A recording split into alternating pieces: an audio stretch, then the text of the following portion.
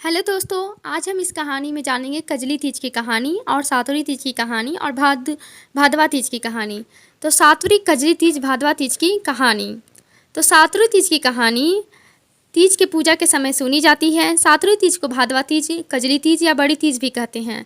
यहाँ भादवा तीज की कहानी पढ़ें और कहें और व्रत को पूरा करने में लाभ उठाएं।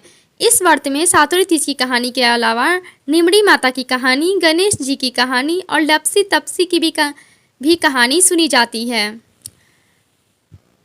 कजली तीज की कहानी। एक साहूकार था, उसके 7 बेटे थे। उसका सबसे छोटा बेटा पागल पाँव से अपाहिज था।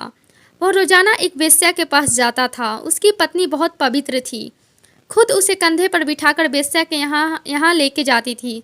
बहुत गरीब थी, जेठानियों के पास काम करके अपना गुजारा करती थी। छोटी बहुत गरीब थी। उसकी सास ने उसके लिए एक सत्तू का छोटा सा पिंडा बनाया। शाम को पूजा करके जैसे ही वो सत्तू पीसने लगी तो उसका पति बोला, मुझे वेश्या के यहाँ छोड़कर आओ। हर दिन की तरह उस दिन भी वह पति को कंधे पर बैठाकर छोड़ने गई, लेकिन पति उस दिन बोलना भूल गया कि तू जा। वो बाहर ही उसका इंतज़ार करने लगी। इतने में जोर से वर्षा आने लगी और बरसाती नदी में पानी बहने लगा। कुछ देर बाद नदी से आवाज़ आई, अवतारी जौतारी दोना खोल के पियो प्यारी होए। आवाज़ सुनकर उसने नदी की तरफ देखा तो दूध का दोना नदी में तैरता हुआ आता दिखाई दिया। उसने दोना उठाया और 7 बार उसे पीकर दोने के 4 टुकड़े किए और 4 दिशाओं में फेंक दिए। उधर तीज माता की कृपा से उस वेश्या ने अपना सारा धन उसके पति को वापस देकर सदा के लिए वहाँ से चली गई। पति ने सारा धन लेकर घर आकर पत्नी को आवाज़ दी। दरवाज़ा खोला। उसकी पत्नी ने कहा, मैं दरवाज़ा नहीं खोलूँगी। उसने कहा कि अब मैं वापस कभी नहीं जाऊँगा, अपने दोनों मिलकर सत्तू पासेंगे। लेकिन उसकी पत्नी को विश्वास नहीं हुआ। उसने कहा, मुझे वचन दो, आप वेश्या के पास नहीं जाओगे।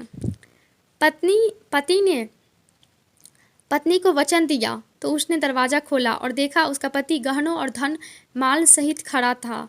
उसने सारे गहने कपड़े अपनी पत्नी को दिए, फिर दोनों ने बैठकर सत्तू पासा। सुबह जब जेठानी के यह काम करने नहीं गई तो बच्चे बुलाने आए, काकी चलो सारा काम पड़ा है। उसने कहा, अब तो मुझ पर तीज माता की पूरी कृपा है, अब मैं काम करने नहीं आऊँगी। बच्चों ने जाकर माँ को बताया कि आज से काकी काम करने नहीं आएगी, उन पर तीज माता की कृपा है। वो नए नए कपड़े गहने पहनकर बैठी है और काका जी घर पर बैठे हैं। सभी लोग बहुत खुश हैं। हे तीज माता, जैसे आप उस पर प्रसन्न हुई वैसे ही सब पर प्रसन्न होना, सबके दुख दूर करना। हे तीज माता की जय। कजली तीज की कहानी 2। एक गांव में एक गरीब ब्राह्मण रहता था। भादवे महीने की कजली तीज आई। ब्राह्मणी ने तीज माता का व्रत रखा।